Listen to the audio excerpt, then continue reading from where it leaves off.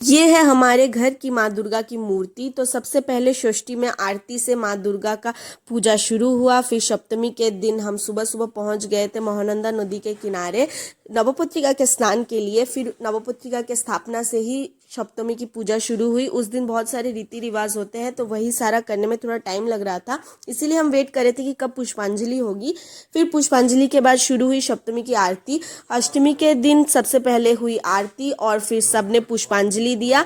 फिर आया संधि पूजा की बारी, जिसमें 108 दिए जलाए गए और 108 कमल के फूल माँ को अर्पित किए गए और जो भी उपवासी थे सबने पुष्पांजलि दिया।